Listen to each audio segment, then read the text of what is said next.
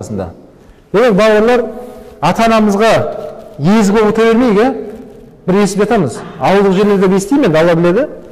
Ата-анасының пенсиясына қарап отқан кісілер көп дейді. Басқа дейді.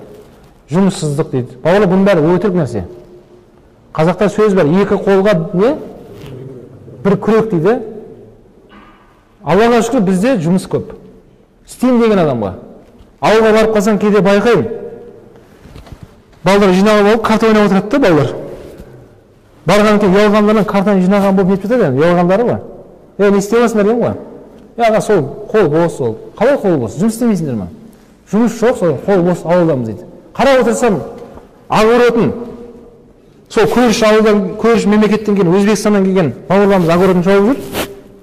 Ана стройкасын сол бауырларымыз істеп жатыр. Ал мыналар не істеп жатыр? Карта ойнап отыр. Айтқан сөз не болды? Жұмыс жоқ дейді.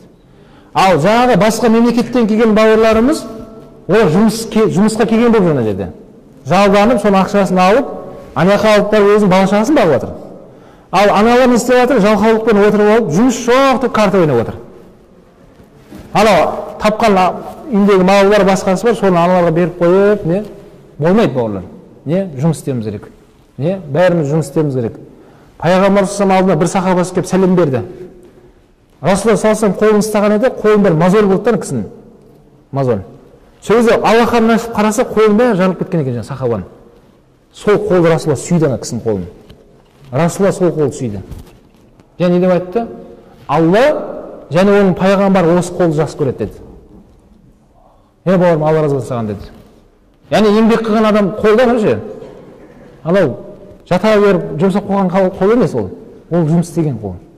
Адам жұмыс істеген екен бар, қолында жарылмайды ма? Міне сол қолды Алла жақсы көреді деді.